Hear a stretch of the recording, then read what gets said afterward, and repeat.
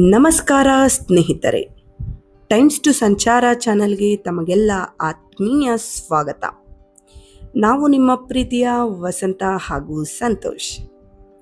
ನಾವಿಂದು ನಿಮಗೆ ಪರಿಚಯಿಸಲು ಬಂದಿರುವಂತಹ ಸ್ಥಳ ಬೆಂಗಳೂರಿನಿಂದ ಕೇವಲ 20 ಕಿಲೋಮೀಟರ್ ದೂರವಿರುವ ಬೆಂಗಳೂರು ತುಮಕೂರು ಹೆದ್ದಾರಿಯಲ್ಲಿ ಬರುವಂತಹ ಅಡಕಮಾರನಹಳ್ಳಿ ಗ್ರಾಮದ ಶ್ರೀ ಮಾರುತಿ ಸಾಯಿಧಾಮ ದೇವಸ್ಥಾನಕ್ಕೆ. ಈ ದೇವಸ್ಥಾನದ ಪ್ರಮುಖ ಆಕರ್ಷಣೆ ಎಂದರೆ ಇಲ್ಲಿನ 36 ಅಡಿ ಎತ್ತರ ಹಾಗೂ 100 ಟನ್ ತೂಕವಿರುವಂತಹ ಹನುಮಂತನ ಬೃಹತ್ ಏಕಶಿಲಾ ಮೂರ್ತಿ. ಬನ್ನಿ, ಈ ದೇವಸ್ಥಾನದ ವಿಶೇಷತೆ ಹಾಗೂ ಇತಿಹಾಸದ ಬಗ್ಗೆ ಸಂಪೂರ್ಣ ಮಾಹಿತಿಯನ್ನು ದೇವಾಲಯದ ಮುಖ್ಯ ಅರ್ಚಕರಾದ ವೆಂಕಟರಮಣ ಹೆಗ್ಗಡೆರವರಿಂದ ತಿಳಿದುಕೊಳ್ಳೋಣ.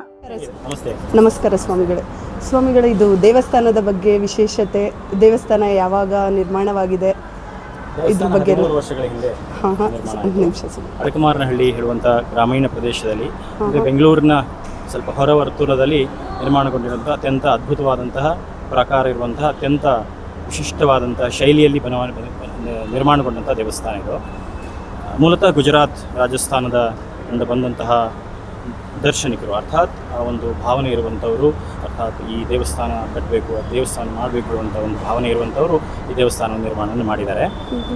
ರಾಜ್ಯದ ಮೂಲೆಗಳಿಂದ, ದೇಶದ ಮೂಲೆಗಳಿಂದ ಪ್ರತಿ ದಿವಸ ಭಕ್ತಾದಿಗಳು ಬಂದು ದೇವರ ದರ್ಶನವನ್ನು ಪಡಿತಾರೆ. ಪ್ರತಿ ದಿವಸ ವಿಶೇಷವಾದಂತಹ ಭಕ್ತಿಪೂರ್ವಕವಾದಂತಹ ಅಭಿಷೇಕ ಸೇವೆ ನಡೀತದೆ. ಸ್ವಾಮಿಗೆ ಅಭಿಷೇಕ ಪ್ರತಿ ದಿವಸ ನಡೀತದೆ. ಭಕ್ತರು ಯಾರಾದರೂ ಹರಕೆಯನ್ನು ಹೊತ್ಕೊಂಡ್ರೆ ಅಥವಾ ಭಕ್ತರು ಅಪೇಕ್ಷೆ ಪಟ್ಟರೆ ಅವರ ಕೈಯಿಂದ ಅಭಿಷೇಕ ಮಾಡುವಂಥ ವಿಶೇಷವಾದಂಥ ಒಂದು ಅವಕಾಶ ಈ ನಮ್ಮ ದೇವಸ್ಥಾನದಲ್ಲಿ ಇದೆ. ಅದು ಎಲ್ಲ ಕಡೆ ಇದೆ ಅಂತ ಹೇಳಕ್ಕೆ ಬರಲ್ಲ, ಆದರೆ ನಮ್ಮ ದೇವಸ್ಥಾನ ಆ ಒಂದು ವಿಶೇಷವಾದಂಥ ಅವಕಾಶ ಅಥವಾ ಆ ಒಂದು ಅವಕಾಶವನ್ನು ಕಮಿಟಿಯವರು ಮಾಡಿಕೊಟ್ಟಿದ್ದಾರೆ. ಅದು ಪುರೋಹಿತರು ಆ ಭಕ್ತರ ಕೈಲಿ ಅಭಿಷೇಕವನ್ನು ಮಾಡಿಸ್ತಾರೆ. ಈ ಥರ ಇದೆ. ಮತ್ತೆ ಇದು ದೇವಸ್ಥಾನ ಇಷ್ಟು ಅಡಿ ಇದೆ ಅಲ್ಲ?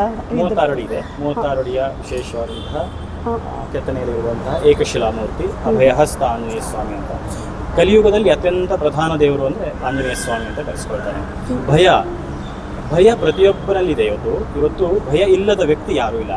ಭಯವನ್ನು ನಿವಾರಣೆ ಮಾಡುವಂಥ ಏಕೈಕ ದೇವರು ಅಥವಾ ಏಕೈಕ ಶಕ್ತಿ ಅದು ಈ ಬ್ರಹ್ಮಾಂಡ ಶಕ್ತಿಯ ಒಳಗೊಂಡಂಥ ಶಕ್ತಿ ಇರೋದು ಆಂಜನೇಯನ ಒಂದು ರೂಪದಲ್ಲಿ.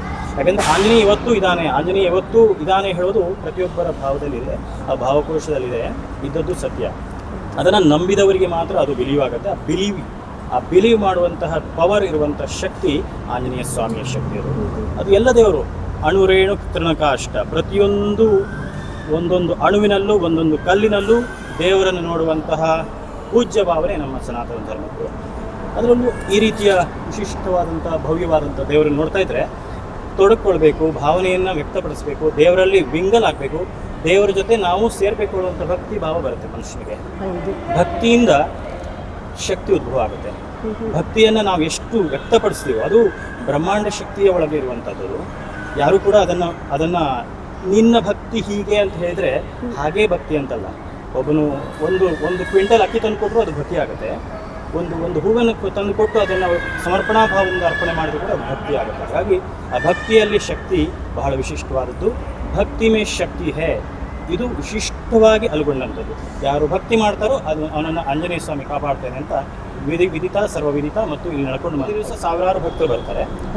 ಅದರಲ್ಲಿ ಸಾವಿರಾರು ಜನರಿಗೆ ಅದರಿಂದ ವಿಶಿಷ್ಟವಾದಂಥ ಅನುಭೂತಿ ಆಗುತ್ತೆ. ಅವರವರ ಅನುಭವಕ್ಕೆ ಭಾವಭಕುತಿಗೆ ನೀನು ಅಂತ, ನಿಮ್ಮ ಭಾವಕ್ಕೆ ಏನು ಭಕ್ತಿ ಸಿಕ್ಕಿದೆಯೋ ಅದು ಭಕ್ತಿ ಆಗುತ್ತೆ. ನಿಮ್ಮ ಭಾವಕ್ಕೆ ಏನು ಸಿಕ್ಕಿದೆಯೋ ಅದು ನಮ್ಮನ್ನು ಕಾಪಾಡುತ್ತೆ. ನಾವು ಎಷ್ಟು ಸೇವೆ ಮಾಡ್ತೀವೋ ಆ ಬ್ರಹ್ಮಾಂಡ ಶಕ್ತಿ ಹಾಗೆ, ಈ ಯೂನಿವರ್ಸ್ ಪವರ್. ಈಗ ನೀವು ನಂಬಿದಿರಿ, ಈ ಯೂಟ್ಯೂಬ್ ಮಾಡೋದ್ರಿಂದ ಇದರಿಂದ ಸಮಾಜಕ್ಕೆ ಒಂದಷ್ಟು ವಿಶಿಷ್ಟವಾದಂಥ ಒಂದು ಪ್ರಯತ್ನ ಕಲಿಸೋಕ್ಕೆ ಸಾಧ್ಯ. ಸಮಾಜಕ್ಕೆ ನನ್ನಿಂದ ಏನಾದರೂ ಸಾಧ್ಯ ಅಂತ ನೀವು ನಂಬಿದ್ರಲ್ಲ, ಈ ನಂಬಿಕೆಯೇ ನಿಮ್ಮನ್ನು ಕಾಪಾಡುತ್ತೆ. ಎಲ್ಲರಲ್ಲೂ ಆಗಲ್ಲ ಅದು, ಎಲ್ಲರಲ್ಲೂ ಅದು ಆ ಶಕ್ತಿ ಇರಲ್ಲ.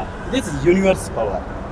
ಈ ಬ್ರಹ್ಮಾಂಡ ಶಕ್ತಿಯನ್ನು ಯಾರು ನಂಬಿರ್ತಾರೋ ಅವರಿಗೆ ಅದ್ಭುತವಾದಂಥ ಪರಿಕಲ್ಪನೆ ಆಗೋದು ಸ್ವಾಭಾವಿಕ. ಈ ಯೂನಿವರ್ಸನ್ನು ಯಾರು ನಂಬಲ್ವೋ, ಪ್ರಕೃತಿಯನ್ನು ಯಾರು ನಂಬಲ್ವೋ, ಈ ಭೌಗೋಳಿಕವಾಗಿ ಯಾರು ನಂಬಲ್ವೋ, ಭೌಗೋಳಿಕ ಪ್ರಕೃತಿಯ ಶಕ್ತಿನ, ಪ್ರಾಕೃತಿಕ ಶಕ್ತಿಯನ್ನು ನಂಬಲ್ವೋ ಅವರು ವಿನಾಶಕ್ಕೆ ಹೋಗೋದು ಸಾಧ್ಯ. ಪ್ರಕೃತಿಯೇ ದೇವರು. ಪ್ರಕೃತಿಯಲ್ಲಿ ಇರುವಂತಹ ಆ ದೇವತಾ ಶಕ್ತಿಯೇ ಈ ರೀತಿಯ ಭವ್ಯವಾದಂಥ, ಯಾಕಂದರೆ ಪ್ರಾಕೃತಿಕ, ಇದು ಕಲ್ಲು, ಇದು ಪ್ರಕೃತಿಯ ಒಂದು ರೂಪ. ಈ ಕಲ್ಲಿನಲ್ಲಿ ಭಗವಂತನ ಉದ್ಭವ ಆಗಿದೆ. ಆ ಪ್ರಕೃತಿಯೇ ಶಕ್ತಿ ಅಂದರೆ ಪ್ರಕೃತಿಯ ಮೂಲ ಸ್ವರೂಪಿಯ ಶಕ್ತಿಯಾಗಿದೆ. ಹಾಗಾಗಿ ಯಾರು ಭಕ್ತ ನಂಬುತ್ತಾನೋ ಅವನಿಗೆ ಶಕ್ತಿಯ ಉದ್ಭವ ಆಗುತ್ತೆ. ಅವನಿಗೆ ಜಾಗೃತಾವಸ್ಥೆ ಆಗುತ್ತೆ.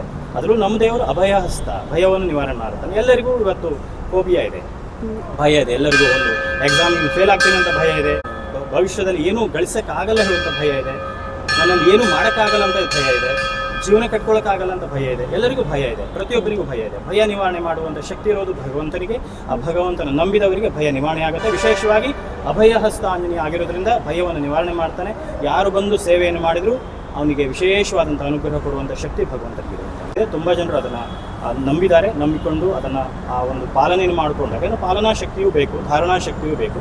ಅದು ಮಾಡೋದ್ರಿಂದ ಖಂಡಿತವಾಗಿಯೂ ಅವರಿಗೆ ವಿಶೇಷವಾದಂಥ ಅನುಭೂತಿಯಾಗಿದೆ. ಸಾವಿರಾರು ಭಕ್ತರು ಸುಮ್ಮನೆ ಬರಲ್ಲ. ನಾವ್ಯಾರೋ ಇಲ್ಲಿ ರೋಡಲ್ಲಿ ನಿಂತ್ಕೊಂಡು ಬನ್ನಿ ಅಂತ ಕರೆಯಲ್ಲ.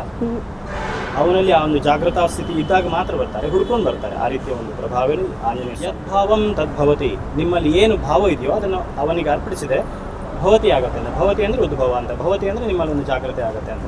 ಹಾಗಾಗಿ ಅವನಲ್ಲಿ ಏನು ಸಾಧ್ಯವೋ ಅದನ್ನು ಅರ್ಪಿಸಿದಾಗ ಅವನಿಗೆ ಸಿಕ್ಕದೆ ಅವನು ಕೊಟ್ಟೆ ಕೊಡ್ತಾನೆ. ಅವನ ಶಕ್ತಿಯನ್ನು ನೋಡಿದರೆ ಗೊತ್ತಾಗುತ್ತೆ. ಬ್ರಹ್ಮಾಂಡ ದರ್ಶನ ಆಗುತ್ತೆ. 36 ಅಡಿ ಯಾರು ಕೂಡ ಬಿಲೀವ್ ಮಾಡೋಕ್ಕಾಗಲ್ಲ, ಯಾರು ಕೂಡ ಅದನ್ನು ಹೀಗೆ ಅಂತ ಹೇಳಿಬಿಟ್ರೆ ಮಾಡೋಕ್ಕಾಗಲ್ಲ. ಮಾಡಿದ್ದಾರೆ, ಜೊತೆಗೆ ಆಗಿತ್ತು. ತಾಯಿತ ಸೇವೆ ಇದೆ, ತಾಯಿತ ಕಟ್ಕೊಂಡು ಹೋಗ್ತಾರೆ. ತಾಯಿತ ಕಟ್ಟೋದ್ರಿಂದ ಅವರ ಕೆಲವೊಂದಷ್ಟು ನೆಗೆಟಿವ್ ಎನರ್ಜೀಸ್ ದೂರ ಆಗಿ ಅವರಿಗೆ ಪಾಸಿಟಿವ್ ಆದಂಥ ಒಂದು ವೈಬ್ಸ್ ಕ್ರಿಯೇಟ್ ಆಗುತ್ತೆ ಅಂತಿದೆ. ಹಾಗಾಗಿ ಪ್ರಸಾದ ರೂಪದಲ್ಲಿ ತಾಯಿತವನ್ನು ಕಟ್ಟಿ ಕಳಿಸ್ತೇವೆ. ಅದರಿಂದ ವಿಶೇಷವಾದಂಥ ಅನುಭೂತಿಗಳು ಎಲ್ಲರಿಗೂ ಆಗಿದೆ. ಪ್ರಸಾದ ಸೇವೆ ನಡೀತದೆ. ಶನಿವಾರ ದಿವಸ ವಿಶೇಷವಾದಂಥ ಅನ್ನಪ್ರಸಾದ ಸೇವೆ ನಡೀತದೆ. ಬೆಳಗಿನಿಂದ ಸಂಜೆವರೆಗೆ ಅನ್ನಪ್ರಸಾದ ಸೇವೆ ವಿತರಣೆ ಇರುತ್ತೆ. ಭಕ್ತರು ಯಾರಾದರೂ ಅಕ್ಕಿ, ಕಾಯಿ, ದವಸ ಧಾನ್ಯಗಳನ್ನು ತಂದು ಅರ್ಪಣೆ ಮಾಡಿದರೆ ಅದರ ಮೂಲಕ ಕೂಡ ಪ್ರಸಾದ ವಿತರಣೆ ಆಗುತ್ತೆ. ಕಮಿಟಿಯವರು ಕೂಡ ಎಲ್ಲದನ್ನು ಒಳಗೊಂಡು ಪ್ರಸಾದ ಸೇವೆಯನ್ನು ಮಾಡಿ ವಿತರಣೆ ಮಾಡ್ತಾರೆ. ಅದು ಆ ಸಮಯದಲ್ಲಿ 13 ವರ್ಷಗಳ ಹಿಂದೆ ಯಾರು ವಾಸ್ತುಗಳಿದ್ರು ಆ ವಾಸ್ತುವಿನ ಒಂದು ಪ್ರಭಾವಳಿಯನ್ನು ಇಟ್ಕೊಂಡು ಮತ್ತು ದಿಗ್ದರ್ಶನ ಆಗಬೇಕು. ಸಾವಿರಾರು ಲಕ್ಷಾಂತರ ಜನ ಓಡಾಡುವಂತಹ ಈ ಒಂದು ಹೆದ್ದಾರಿ ಇರೋದರಿಂದ ಹೆದ್ದಾರಿಯಲ್ಲಿ ಹೋಗುವಂಥ ಯಾರು ಒಬ್ಬ ಭಕ್ತ ನೋಡಿ ಸಂತುಷ್ಟನಾದನೋ ಭಕ್ತನಿಗೆ ಅದೇ ಒಂದು ವಿಶೇಷವಾದಂಥ ಅನುಭೂತಿ ಆಗುತ್ತೆ. ಚಂದ್ರನ ಒಂದು ಅನುಭೂತಿಗಾಗಿ, ಚಂದ್ರನ ಅನುಕೂಲಕ್ಕಾಗಿ ಅಕ್ಕಿಯನ್ನು ತಂದು ಸಮರ್ಪಣೆ ಮಾಡ್ತಾರೆ. ಹಣ್ಣು, ಹೂವು, ಕಾಯಿ ಅದನ್ನು ಅರ್ಪಣೆ ಮಾಡ್ತಾರೆ. ಮತ್ತು ಅವರವರಿಗೆ ಏನೇನು ಸಾಧ್ಯವೋ, ಏನು ಯಥಾಲಬ್ಧ ಉಪಲಬ್ಧ ದ್ರವ್ಯ, ಯಾವುದೇ ದ್ರವ್ಯ ಕೂಡ ವಿಶೇಷವಾಗಿ ಇರುತ್ತೆ. ಇನ್ನು ಬಾಳೆಹಣ್ಣು ಅತ್ಯಂತ ಪ್ರಿಯ ಸ್ವಾಮಿಗೆ. ಬಾಳೆಹಣ್ಣಿನ ಗೊನೆಯನ್ನು ಅರ್ಪಣೆ ಮಾಡ್ತಾರೆ. ಅವರಿಗೇನು ಸಾಧ್ಯವೋ ಅದನ್ನು ತಂದು ಅರ್ಪಣೆ ಮಾಡ್ತಾರೆ. ಪ್ರತಿ ಶನಿವಾರ ವಿಶೇಷವಾಗಿ ಮಹಾಮಂಗಳಾರತಿ ಆಗುತ್ತೆ. ಬೆಳಗ್ಗೆ 8:00 ಮಹಾಮಂಗಳಾರತಿ, ವಿಶೇಷ ಮಹಾಮಂಗಳಾರತಿ ಅತ್ಯಂತ ಭಿನ್ನವಾಗಿ ವಿಶಿಷ್ಟವಾಗಿ ನಡೀತದೆ. ಸಂಜೆ 6:30 ಗಂಟೆಗೆ ಮಹಾಮಂಗಳಾರತಿ ನಡೀತದೆ ಪ್ರತಿ ಶನಿವಾರ. ಮತ್ತು ಅಮಾವಾಸ್ಯೆ ಪೌರ್ಣಿಮೆಗೆ ವಿಶೇಷವಾಗಿ ರಥೋತ್ಸವ ಸಹಿತವಾದಂತಹ ಮಂಗಳಾರತಿ ನಡೀತದೆ. ರಥೋತ್ಸವ ಇರುತ್ತೆ. ರಥೋತ್ಸವ ಮಾಡಿ ಪ್ರತಿ ಶನಿವಾರ, ಪ್ರತಿ ಅಮಾವಾಸ್ಯೆ ಪೌರ್ಣಿಮೆಗಳಲ್ಲಿ ಅದು ನಿರಂತರವಾಗಿ ನಡ್ಕೊಂಡು ಬಂದಿದೆ. ನಮಸ್ಕಾರ, ಜೈ ಶ್ರೀರಾಮ್. ಧನ್ಯವಾದಗಳು ಸ್ವಾಮಿಗಳು. ಈ ದೇವಸ್ಥಾನದ ಮತ್ತೊಂದು ವಿಶೇಷತೆ ಎಂದರೆ ಆಂಜನೇಯ ಸ್ವಾಮಿಯ ಬಲಭಾಗದಲ್ಲಿ ಶ್ರೀ ಸಂತೋಷಿ ಅಮ್ಮನವರ ವಿಗ್ರಹವನ್ನು ಪ್ರತಿಷ್ಠಾಪಿಸಲಾಗಿದೆ. ಈ ತಾಯಿಯ ದರ್ಶನದಿಂದ ಎಲ್ಲ ಮನೋಕಾಮನೆಗಳು ನೆರವೇರುತ್ತವೆ ಎಂದು ನಂಬಲಾಗುತ್ತದೆ.